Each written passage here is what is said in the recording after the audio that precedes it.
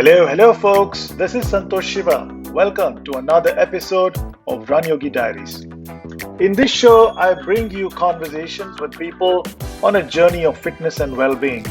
I hope they spark a new possibility for you, provide some tips, and perhaps some inspiration to perspire. Wishing all of you a very happy, safe, and healthy 2021. Let's hope the pandemic is behind us soon and we can go out and do things that we like. Today's guest is an amazing woman, Miriam Gilbert. She describes herself as a ordinary ultra runner, like as if there are ordinary ultra runners. She has finished multiple 50-mile ultras, 100-mile ultras, and a host of 24, 48, and 60-hour ultras. Additionally, she's a writer and a book lover. She rescues books from people's trash, lawns, and curbs. Her writing has been published in Women's Running Magazine, Running Competitor, and Ultra Running Magazine. We get to talk about her long career in running, the pivot into ultras, how she manages to come back from life's obstacles, the importance of spirituality and running, and finally her project to support cancer caregivers. Let's dig in. To get your latest updates on these amazing stories, please subscribe to the channel, like the videos, and leave your comments below. Love to hear back from you.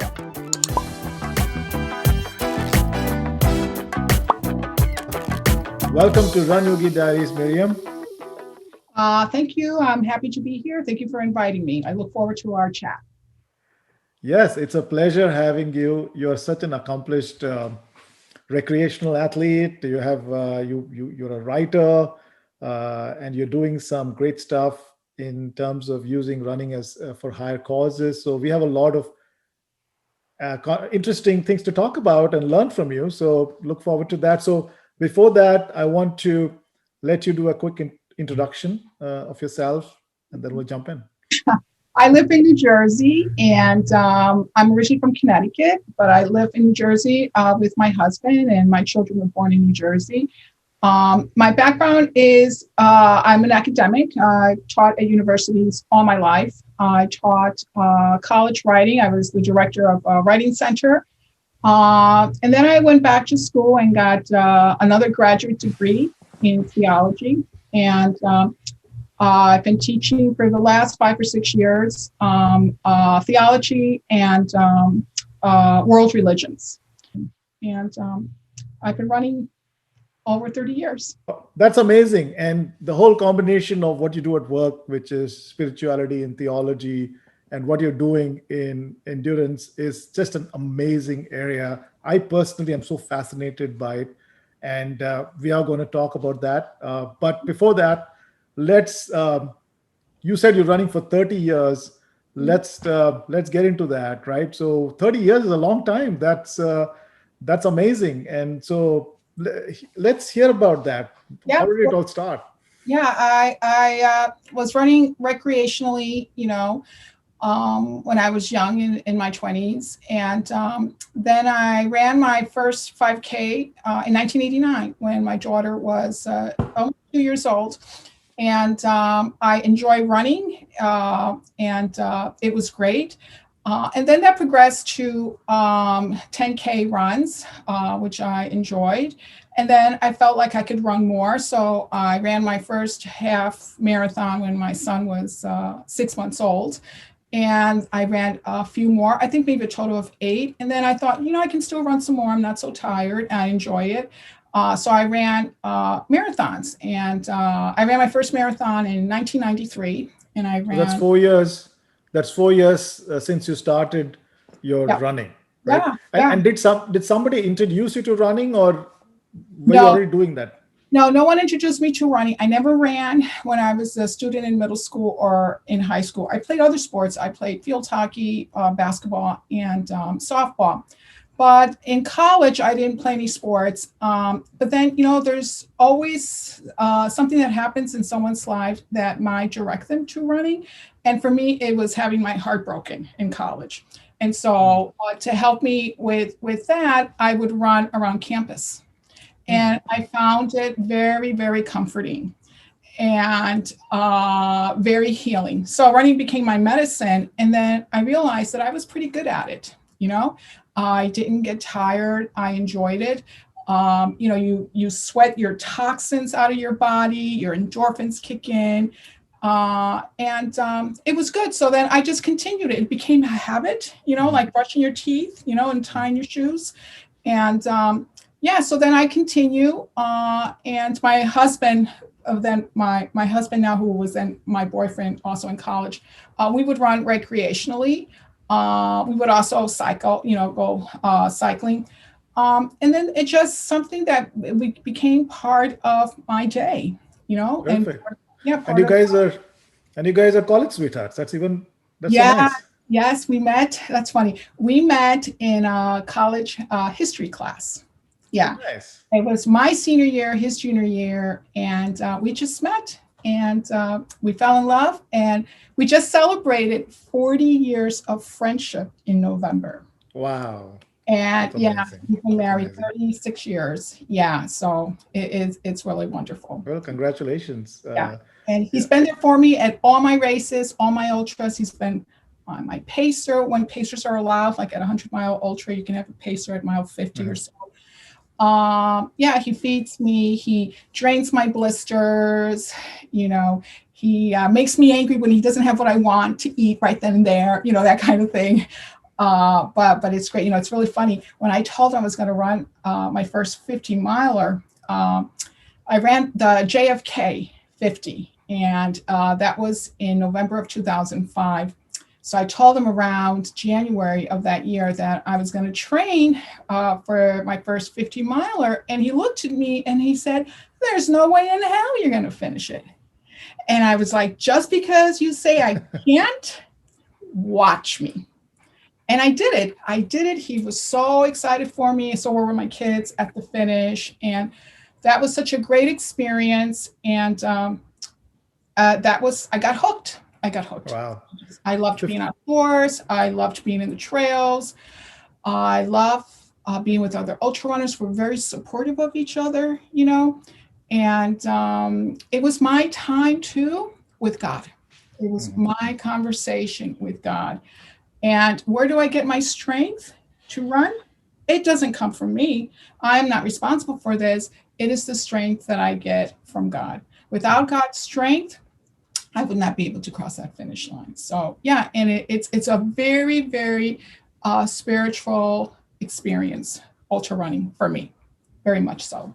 So your first, absolutely. I think we definitely want to dig a little bit deeper in it little later in the conversation. But so your first 50-miler was in 2005, but your first marathon was 1993. Yes. And which was what was your first marathon? My first marathon was the Atlantic City Marathon. Okay. All right. And it rained. Okay. And I was like one of the last people to finish, come through the finish line. But when they say you will hit the wall at mile 20, I hit the wall at mile 19. Wow. And I remember saying, I stopped in my tracks and I'm like, why am I doing this? Why am I here? It does happen. And then I just kept going.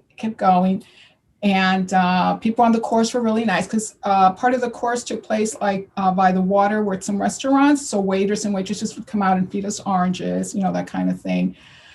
And when I finished, I was so happy and I ate like an entire pizza. I just could not stop eating. It was a wonderful experience. And because it rained so much and my shoes I learned later, should have been another size bigger. My right toe got infected, rain. And I had to go to the podiatrist and get medication, and my toes, my nails finally came off. Like 3 nails came off. But you know what? That entire time, I'm like already plotting and scheming my next marathon. That happens. It didn't matter that I was in pain and in agony, and out of my comfort zone. I did it. I finished it. Now let's see if I can do the next one. And that's what happened. The next one. The one thing I didn't like about marathons is that there's just way too many people. Mm-hmm. We're like sardines, you know, and I think marathoners are extremely competitive people. And it's always about their time and how fast they're going to get to the finish. And I'm like, people relax, you know, this is just enjoy the ride, you know? And so I was always like a mid-pack runner, you know? Yeah. But I enjoyed it. And I always had my family with me, you know, my kids would join me, you know, on the side to cheer me on. And I ran 2 marathons to raise money for the Leukemia and Lymphoma Society. I ran the Philadelphia Marathon in honor of, in memory of a wonderful friend who was a police officer who lost his life to leukemia at age 45. It's just terrible. And married with children. And then the following year, I ran right after 9/11, I ran the Marine Corps Marathon to raise money in honor of a young little boy named Joey, 12 years old, who was a leukemia survivor. So that was a lot of fun. So and then one day, you know, I decided that something else popped up in my marathon life and I needed a new challenge. And I happened to be watching CBS 60 Minutes, CBS 60 Minutes, and Leslie Stahl is interviewing Dean Karnazes and Pam Reed. And I had no idea who these 2 people were. And I'm like, ultra marathon, what is that? And so I just perked up and I listened intently and I was fascinated by their story, how they became ultra runners. They both were book authors. They, you know, Dean had his book, Ultra Marathon Man. Pam had her book, The Extra Mile.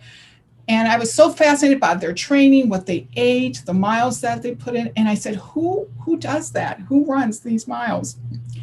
And I got on my computer, I Googled ultra marathon, and the first thing that popped in my area was the JFK 50, which is in Maryland, starts in Maryland, goes to the Appalachian Trail in Virginia and West Virginia, and then goes back to Maryland. And I signed up just then and there. Nice. You know, back in the day, you wrote out a check. Yeah, I remember.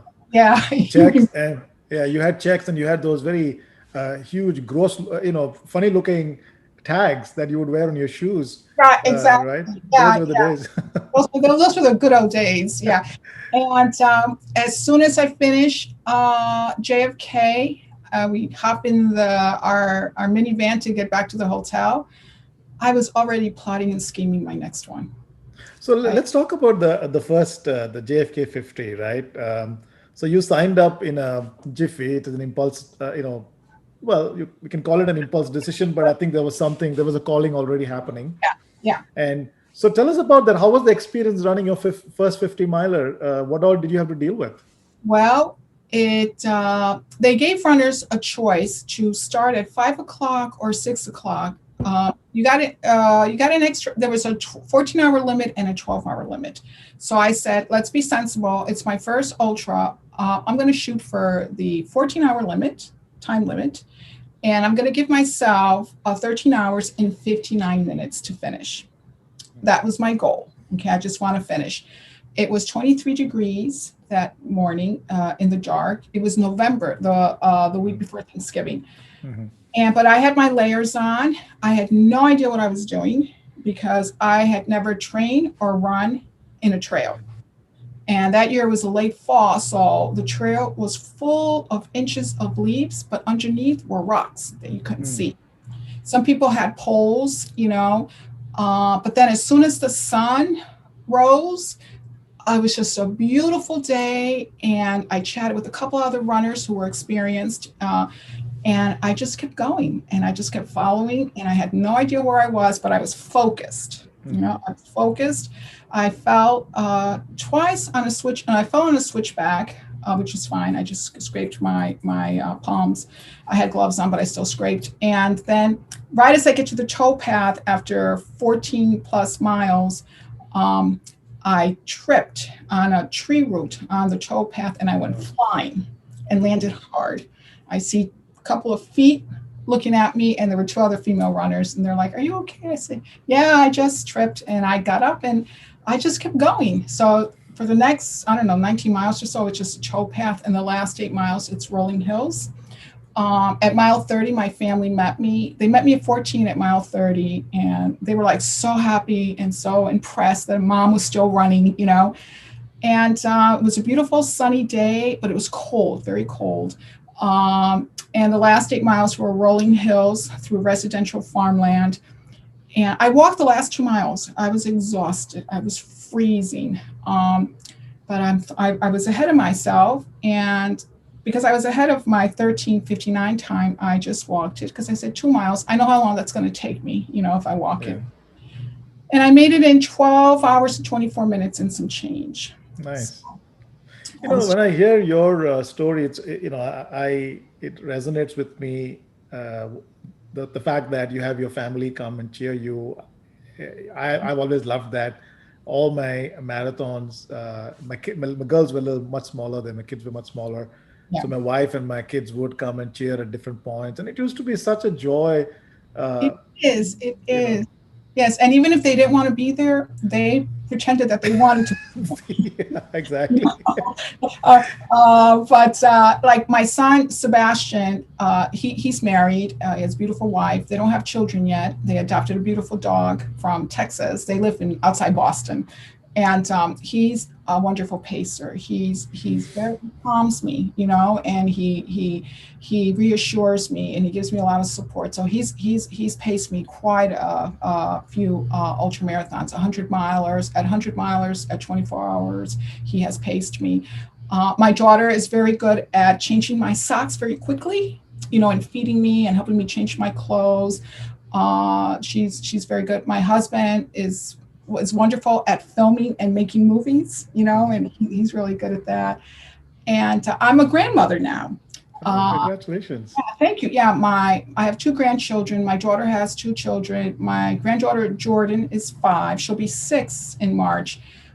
She loves to run, and she ran 3/4 of a mile when I ran 60 miles in my daughter's neighborhood 2 years ago to celebrate my 60th birthday, and to also run healing miles for my husband's healing, who had been recently diagnosed with stage 4 cancer. She just loves to run. And during COVID, we have not been able to see them except for once in November, first Friday in November. And, you know, we all wore our masks. We socially distanced, physically distant. We went to a park. We did everything outside the house, in the park. And while we're in the park, my granddaughter Jordan says, "Mima, can you run 5 times with me?" Mm-hmm. And I thought, oh, of course I can. And it was the loop. It was a 0.25 mile loop around the park. And we ran 3.5 times, and then we walked 1.5 times. And that's she's just a natural. So that's one of my motivations to keep running, is to inspire my grandchildren. My grandchildren inspire me, and they're avid hikers. They hike in Colorado quite a bit. Their dad, his family also has a home in Colorado, and they're always hiking. They live in Maryland, and there are a lot of hiking trails where they live in Maryland, and they're always out there hiking. I'm so impressed by their hiking ability. It's just, and my grandson Sawyer, who just turned 4 last week, is just amazing on that scooter. Mm-hmm. You know, that's like, I would kill myself on one of those things, but not these kids. So, you know, that's one of my, that's motivated. That's awesome, because, you know, there are some myths about running. A lot of people think running is all this people on their own and solo, but, you know, it's not really, right? There's so much family involvement. It can become a family project. And what you're doing essentially is so nicely shows that. And by the way, congratulations on this 60 on 60. That's quite amazing. Running ultras at age 60 it's very inspiring. Yeah, I recommend this race. It's a race for the ages, and Tennessee every Labor Day weekend. And Lazarus Lake, who has the Barkley marathons and all these bizarre marathons, he's created this race for geezers. So you have to be 40 years and older, Okay. and you run as many years as your age. Oh, Excuse me, as many hours as your age. So the year I ran it, the oldest runner was 87. wow. So he walked for 87 hours. Hours. Breaks in between and stuff like that. And so I was 60 at the time, so I got 60 hours. And my goal was to run 120 miles. But I fell short by 8. I was able to do 112. But it was super, super hot in Tennessee. It's in a parking lot, a concrete parking lot with no shade. So but it was a lot of fun. And as long as you get your 100 miles in, you get your belt buckle. So that was a lot of fun. And so, I definitely recommend it. I told Laz I will come back when I'm 90. So stay tuned. Yeah. All right. Absolutely. I'm sure you will. And you mentioned your husband is dealing with stage 4. How is he doing now? Oh, my husband is doing great. He was, okay, let me preface by saying that in May 2020, via a virtual appointment with his oncologist, he was declared in remission. So there's no evidence of cancer in his body, which is great. He was diagnosed in March of 2018 with stage 4 colorectal cancer that metastasized to his right lung. But my husband never stopped working. He endured aggressive radiation twice. He had chemo every other Wednesday for over 2 years, except for when we went to a race or we went hiking in the national parks. And he did great. He endured a lot of surgeries, a lot of cancer pain. And my husband is physically active with me. He doesn't run ultras, but he joins me, and he joined me on his elliptical, bike. In fact, he did 389 of my 901 miles at the tip to tip virtual 901 miler on his elliptical bike. However, in October 28th, to be precise, he was with me, 10-mile run. And as we're headed home, we have like a quarter mile left to go. He wasn't feeling well. It took him longer to get to our house with a quarter mile left. Long story short, he, after a series of visits with his oncologist and cardiologist, my husband came home yesterday after getting triple bypass surgery on Monday. So he had 3 clogged arteries, but he's doing amazing. And his doctors and surgeons said that he was very healthy considering he has had cancer. And all the rest of his arteries and his bodies are perfect. It was just these 3. And so we learned his mom sadly passed away, may she rest in peace, when she was 61. My husband is 60 now. Her dad died when she was a young girl of a heart attack. She had a massive stroke, died. And his oldest brother, who's 6 years older, had a heart attack, I guess 10 years ago, and has 2 stents in one artery. So in his case, he was physically fit, but heredity took over. Mm-hmm. And so if you feel any pressure on your chest, or if you have, and he has a history of high cholesterol, please see the doctor. Yeah, it's very important. And he got the best care at University of Pennsylvania Hospital. So yeah, and he's doing fine. He came yesterday. He's walking, he's eating, and it'll be a while before he can join me on the elliptical again. But I'm looking forward to that, and so is he. Yeah, and I think he's going to start running races. Yeah, absolutely. That's great. That's great. Yeah, but he's doing great. Thank you for asking. Yeah, that's great. No, that's good to hear. And I think through all this, with your running and you being focused, running allowing you to stay focused is probably allowing you to be the source of strength in all of this. Oh, absolutely. And that's why, thank God for the gift of running. Thank God for the gift that God has given me to run. Because running is respite for me. When my husband was diagnosed, running had a different purpose. I was running for his healing. Okay. And then when he was in remission, I was running for cancer caregivers. Okay. And then when he was diagnosed with, blocked arteries, I was running for his healing. So I've always been there to run for him and to run for others. And to me, I'm happy that I'm able to offer up my suffering for someone else's healing. And so, I also run for my own health and my own healing. In 2012, I had a laparoscopic hysterectomy that was scheduled 3 days after I placed third female in my first 24-hour ultra. Wow. And fortunately, the surgery went a little haywire. I ended up being in the hospital collective 26 days.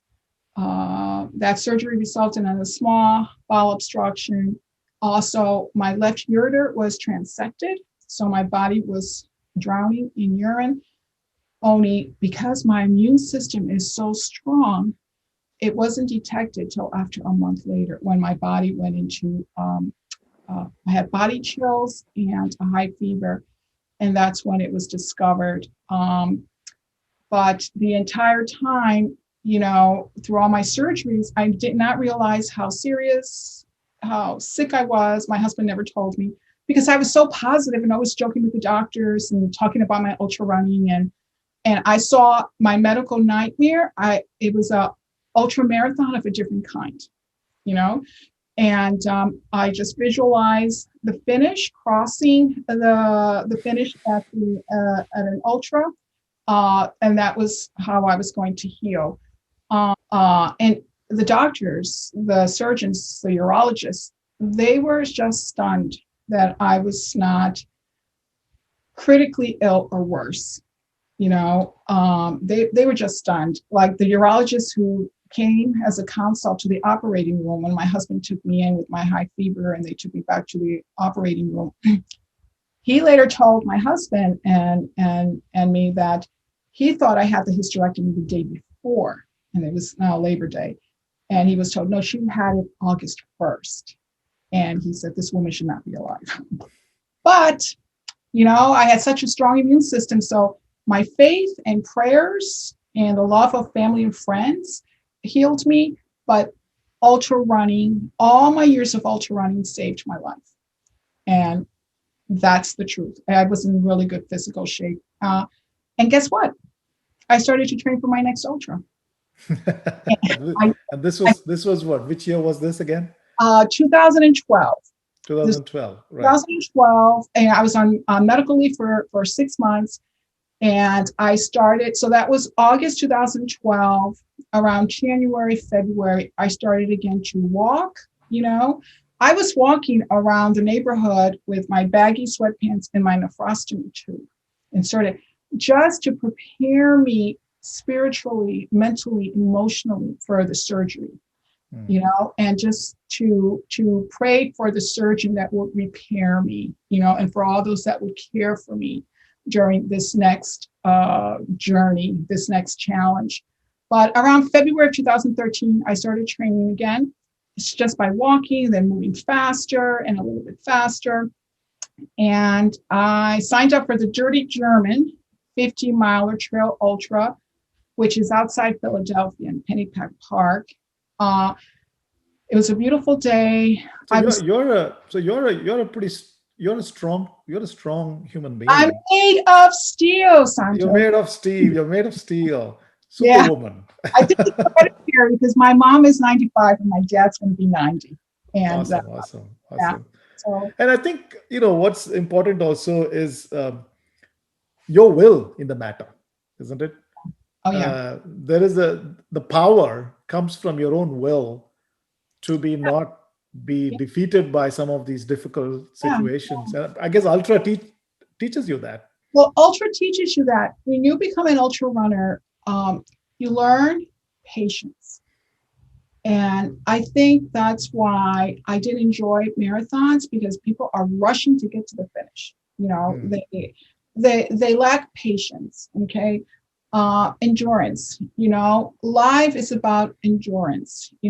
One of my favorite scripture passages from the Bible, the New Testament, is from Hebrews, the book of Hebrews, the letter of Hebrews 12:1. Run with endurance, because life God has placed before you, you know.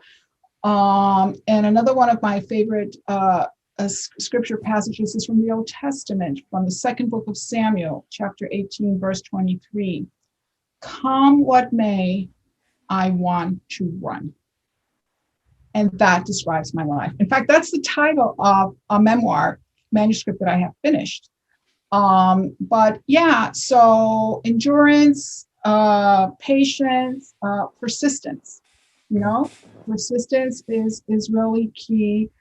And you have to be willing to endure some degree of suffering and discomfort. Yeah. Okay.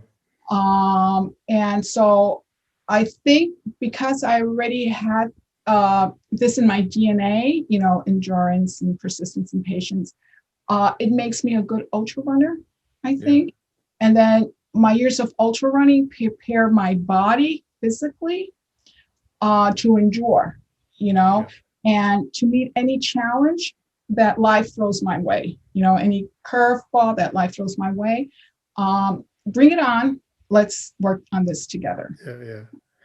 So in your running journey, you said you started signed up for a 50 miler. So when was your first 100 miler in this? Yeah, my first journey? 100 miler was in April of 2011. Okay, and this is before the 50 yeah, miler. yeah, this was before March 2012. In fact, that was the Philadelphia 100. And I was so excited because it was free. Okay. It was the Philadelphia 100. They call it a fat ass. They have a few of these where it's self-supporting and it's free. Mm-hmm. But it was on a certified course, and there's no official clock. It's the honor system. Okay. And I thought, wow, it's only over the bridge. And it was 8 loops, 12 loops on an 8 mile, 12 times around an 8 mile loop, 8.4 mile loop. And I loved the experience. It was wonderful, but I have to tell you, at around mile 96, I just broke down. My husband is with me. By now, I'm just walking. It's a beautiful day. The birds are singing. It's in the morning. And I had this moment of almost disbelief that I was only 4 miles away from the finish. And I started crying. And my husband says, "Why are you crying?" And I'm like, "I don't know." And then things run through your mind. What happens? I asked him, what happens if you die first? Or what happens if I die first? What happens if I die and I never see my future grandchildren? And my husband's like, just keep walking. And just keep walking. Yeah. And then I was listening. I put my iPod to listen to music, and Rascal Flatts, I Will Stand By You. That one song, it's a really beautiful song. Start place, and I'm like, I'm like crying because it's such a beautiful song. But it was just that moment, and I think that moment was my really strong communion with God at that moment. It's just a beautiful moment. It's that these were not tears of pain and suffering, but they were tears of joy, and sort of disbelief that I was going to. Plus, your body is tired. You lose cognitive functioning in these 100 milers. You slur your speech. You cry. You can't tell time on your watch. You think that you're never going to finish it, but you are because you can't tell time. And I have hallucinated. Yeah, so I got to the finish, dancing my way to the finish. And the song that came on was Public Enemy, a hit song. Oh, I can't remember the title of the song, but it gets you dancing and moving. And it was such a beautiful experience. I was high, literally high for 2 weeks. It was, Awesome. and then I immediately looked for the next one, and I ran the Beast of Burden that August, 2011. And that was my fastest 100 miler. I did it in 27 hours and 10 minutes and 13 seconds, I think. Awesome. And it was So in terms of training for these, your scaling from, a 50K, 50 miler, and then your first 100, how much of volume you had to increase in your training? Was that a huge jump in your volumes? That's a good question. I did the same kind of miles during the week. At the time I was teaching full time, picking up my kids at school, so I would run in the evenings. But my long runs were on weekends. So I remember for my first 50 miler, I did a couple of 20 miles on a Saturday, and I remember I did one 30-mile run, and so I did a couple of 20 miles, and then for a 100-mile, I would add, maybe I'd do a couple of 24-hour runs or 26-hour runs. Yeah, so I just increased it a little. And the thing is, I'm sensible. I don't want to overtrain, and I don't want to cause injury to myself. Yeah. And I know what my abilities are, and I'm just happy to be able to run, and I look forward to the finish. In fact, when I placed third in my first 24-hour run in 2012, that came as such a surprise to me because I didn't go in that way. I just wanted to finish my first 24-hour run. It was after I'd done 2 100s. But apparently I had a good day, and I think I was starting to become faster at that point in my running life, and I was a better runner. I was no longer mid-pack runner. And then I had my medical nightmare, and then everything was over, And so then I had to slow down, and I was no longer as fast as I used to be. But the good news is that the older you get, the better your chances of placing in your age group. That's true. Yes. So I was placing left and right in all kinds of races. It was fun. You make a very interesting point there, because it's all about reframing, isn't it? And and what you share is so beautiful. In spite of those setbacks you had in terms of health, you reframed, and hey, it's not going to stop you from living life fully. You're going to go ahead and do what you want to do, but you reframe it and you go forward. Exactly. I'll tell you, you just reminded me of another health issue that I had. In 2008, I had 2 DNFs. Did not finish. It was the Laurel Highlands 70-miler. And then after that, a couple of months later, I went for the GEAR, a Greater Eastern Endurance 100K, which is a mountain ultra in George Washington Forest Park in Virginia. And I missed the first cutoff at mile 19.3 at the Laurel Highlands by about 10 minutes. Okay. But I noticed that I was having difficulty catching my breath, and that's not like me at all. Plus, it was also a brutal course of, climbing boulders, and it was elevation was high. And that was my first DNF. It was very humbling experience, but I was glad that I didn't, I was glad I missed the cutoff, because it poured for the next 100 hours all night, so I didn't get soaked in the rain. And then I went back out. I think it was a couple months later, in September, because Laurel Highlands was in June. September was the GEAR 100K. And it was a tough mountain race, ultra. And John joined me from mile 40 on. But I was having difficulty catching my breath, which was unlike me. And I dropped. I dropped at mile, it was 60 at mile 56 something, I dropped. And then I started to have twitching. My fingers were locking in the hotel room. I didn't understand what was going on. And this continued for several months. Long story short, I was finally, about a year and a half later, I was finally properly diagnosed at Johns Hopkins with a severe B12 deficiency. As myelopathy of the spinal cord as a result of severe B12 deficiency, my body does not produce enough natural B12 to create myelin sheath around my spinal cord. So I was having twitches, spasms, fingers locking, toes curling, numbness, tingling, and I could not walk normally for almost a year and a half. It was just terrible. So that year, 2009, I did not run because I was diagnosed finally in September of 2009. But guess what? I started to train. So I'm on B12 shots for life. I get a B12 shot every single week. And I was diagnosed 11 years ago. And I've written a couple of articles about B12 deficiency, and it is amazing how many people from all over the world have contacted me to tell me their stories and if they have B12. And almost every email ends, "Thank you for giving me hope."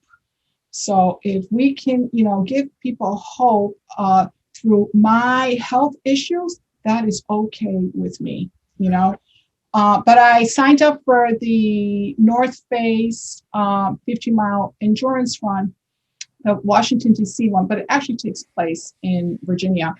And I wasn't going to make the cutoff. It was 13-hour limit. And I had like 20 minutes and 4 miles to go. And I knew I wasn't going to make it. And so at that point, the volunteers or race director will take your bib and say, you got to turn in your bib. And I said, no, I'm not turning in my bib because number one, I paid for it. And number two, I'm on a healing journey. I'm on a personal journey. And I told the guy what I had been through with B12 deficiency. And he said, okay, you can keep it, but you're running as a public person in the park. I said, oh, that's okay. I just want my bib. And I'm so glad that I know that I can still do 50 miles, even if I have to do it over 13 hours. And so I waltz in. There were a couple other people behind me that waltzed in later. And I think my watch said 14:25. And it was the best feeling ever. And what was even more beautiful was that a young volunteer came over to me and put this massive medal around my neck. Beautiful. I said, I get a medal? And they said, sure, you get a medal. Everybody that came behind. So, so that was my return to ultra running after. So question on you talked about the B12. Is that a hereditary or a natural deficiency? Yeah, no, it occurred. No one in my family has B12 deficiency. Okay. I'm not a vegetarian. They say that people who are vegetarians will tend to be deficient in B12. And so they can just take a supplement, a tablet, and they're perfectly fine. In my case, it was neurological. I mean, I was not able to walk. It was terrible. The summer of 2009, I spent in bed a lot, but I would go out every day and just drag my legs for 3 or 5 miles, even if it took me 3 hours. I just needed to get out. And I'm not sure why I have that. It could be an autoimmune thing that I have, but I was tested for ALS 3 times. Thank God it's not that. I was tested for MS twice. It wasn't that. I had a spinal tap that revealed abnormally high protein levels in my spinal fluid. Unfortunately, the neurologist that I saw at home could not help me. It was terrible. And I finally did some research at Johns Hopkins. I was told that I had chronic inflammatory demyelinating polyneuropathy. And that means I have too much protein in my body. And they were going to run a plasmapheresis procedure where they, take it out. And then they said, no, you don't have that. We're not sure what you have. You seem to be exhibiting the same symptoms as people who work at a meat packing place in Ann Arbor, Michigan. They work with pig brains, and they have been diagnosed with chronic inflammatory demyelinating polyneuropathy. So the neurologist said, I think you should stop eating pork. And that's when I knew I had to go someplace else, because number one, she never asked me if I eat pork, okay? And she just assumed. And yes, I eat pork. I've never been a problem, but I eat it, once a month or something, twice a month. And that's when I went to Johns Hopkins and I researched an expert in chronic inflammatory demyelinating polyneuropathy. And that's Dr. David Kornblath at Hopkins. And I got an appointment like 5 weeks later, and boom, he diagnosed me right then and there. He gave me one more test to make sure that I don't have ALS. And I do have intrinsic factors, so it was nothing. I don't have pernicious anemia. And so, yeah, every week I give myself a shot, and I also take sublingual B12, 1,000 mcgs. I have my moments. I still get cramping. I still get terrible cramps. I had a terrible cramp this morning in bed when I stretched on my right calf. But I don't let it stop. My right toe has permanent nerve damage. Okay. My feet will get tingling, and I'm watching TV. They curl up. It's very painful. My fingers will curl up. My husband will, uncurl them. But I go on. Just keep moving. And it's a great, and movement, a great spirit. Yeah, and movement is so important to health. You can have a health crisis, but if you keep moving, it's going to help you heal. Yeah. No, that's so wonderful. I think you're so much spirit in the way you lead your life. There was a quote I recently read somewhere, that this was in the context of the pandemic and how the way it's impacting people.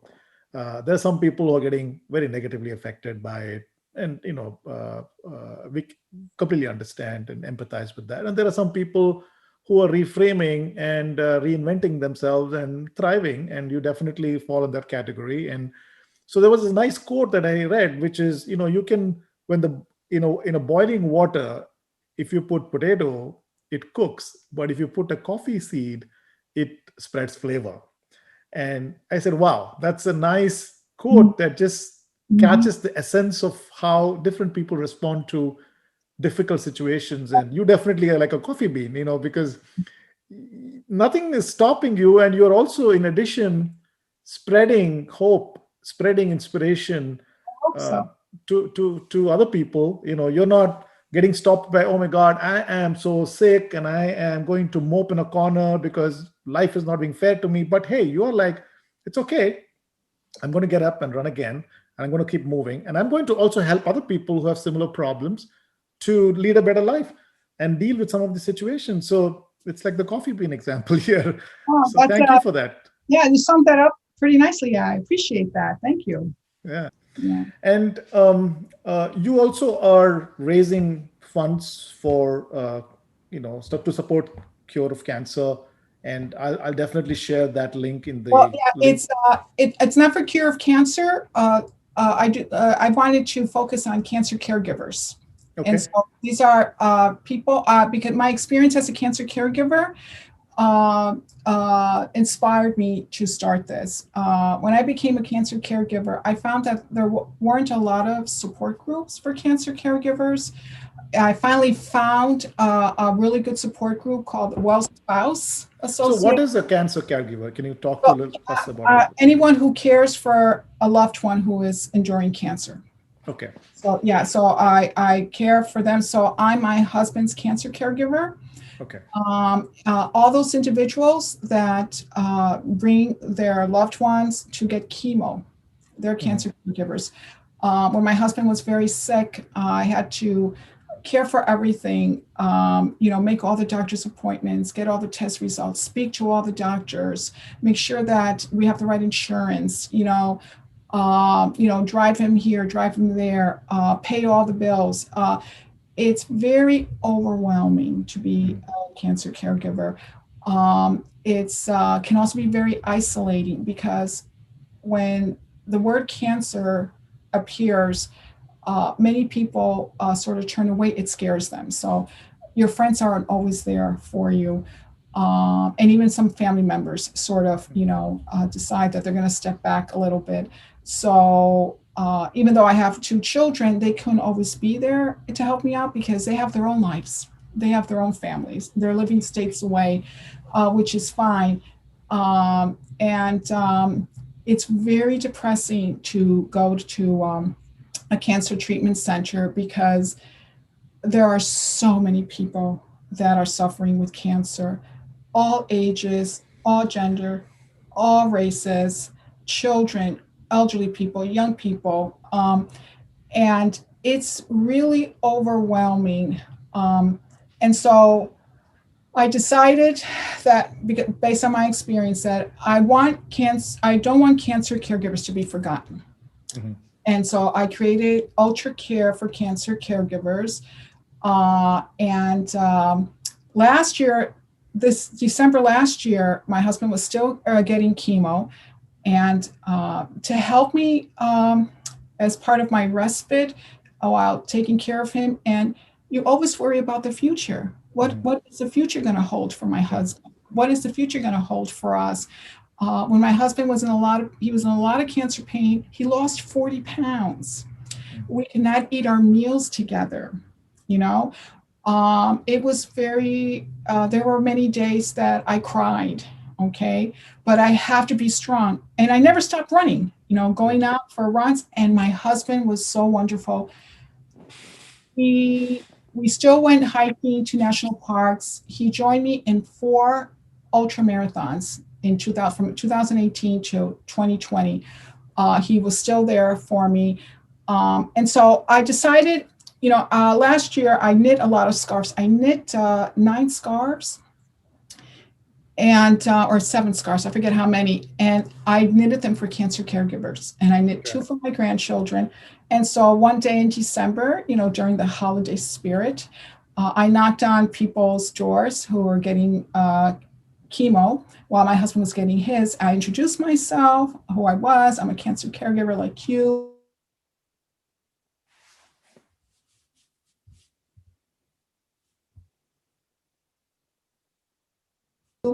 More, there's a lot of reasons why. Miriam, I kind of lost you a little bit there. So you may have to just say that again. Can you hear me again? Oh. Yeah. So yeah, I can hear you now. I think where I lost you a little bit was, so you were going, you created these scarves and you were going to individuals' homes, and that's where I lost you. Oh yeah, I created, so I knit scarves and I visited cancer caregivers at the hospital and the treatment center while they were with their loved ones getting chemo. I knocked on their doors, introduced myself as another cancer caregiver, and just chatted with them and their family members who have cancer. And I said, here's here's a scarf that I knit for you. Pick one, whichever one you want. So they all picked the colors that they wanted. And then I thought, when my husband was in remission, I thought, okay, now I want to do more for cancer caregivers. I want to bring them a little joy. I want to bring them some respite. So I want them to go out and do something for themselves. Like, maybe they want to go indoor rock climbing, which I love. Maybe if they're women and they want to get their nails done, maybe they want to get a massage, maybe they want whatever it is. So I created it, Ultra Care for Cancer Caregivers, a GoFundMe campaign to benefit caregivers. And I I launched it on Mother's Day weekend of 2020 when I ran the virtual 50K solo challenge. And that was the alternative 24-hour race when the dawn to dusk to dawn track ultras were canceled because of COVID.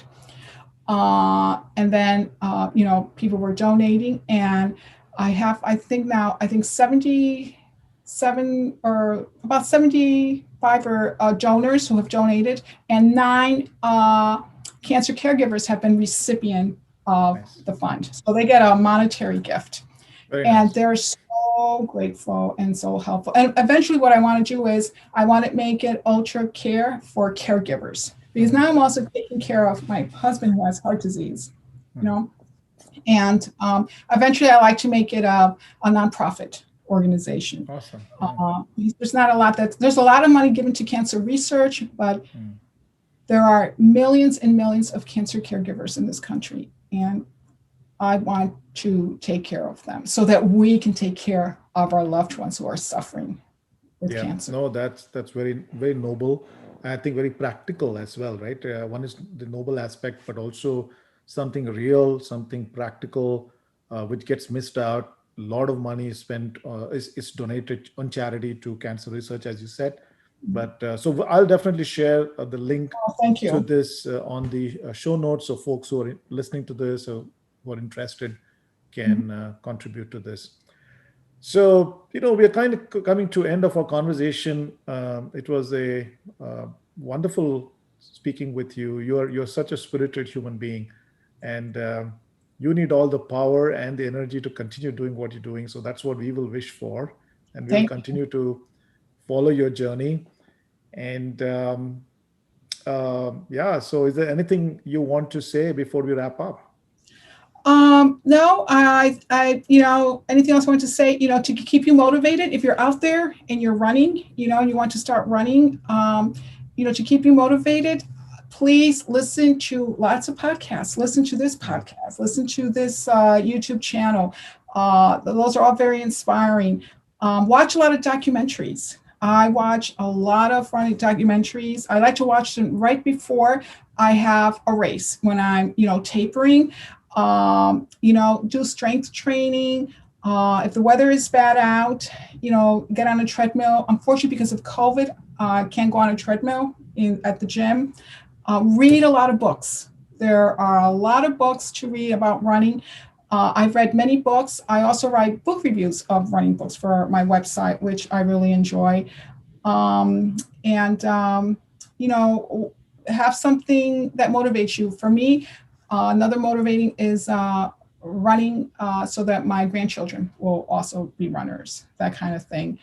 And to stay physically fit, I'll leave you with 3 tips. Number 1, there are 10,080 minutes in a week. Okay? You cannot tell me that you cannot spare 60 minutes to stay physically fit. So find time, a couple of hours a week, 30 minutes every other day, 20 minutes every other day to walk, to run, to hike, to just keep moving. Have a goal, okay? Whether it's running a 5K, please don't start running a 100-miler if you've never run at all, okay? You don't want to do that. But have a goal and eat well, okay? Eating well is good. I don't smoke, I don't drink, but we eat healthy. We grow our own vegetables and we cook at home and we avoid junk food. But I have to confess, if I need that pizza from my favorite place, I'll order it. So, that's it. And staying physically fit, whatever sport you decide to take on, will save your life. Absolutely. It's fine. Thank you. Those are wonderful tips. Miriam, thanks a lot for joining today. Have a wonderful day, rest of the week, and we'll be in touch. Oh, thank you so much, Santosh. You have a great day, and thank you for all you do. Your work is amazing, and I'm really glad that you connected with me, and we connected with each other. All right. Absolutely. Bye-bye. Okay.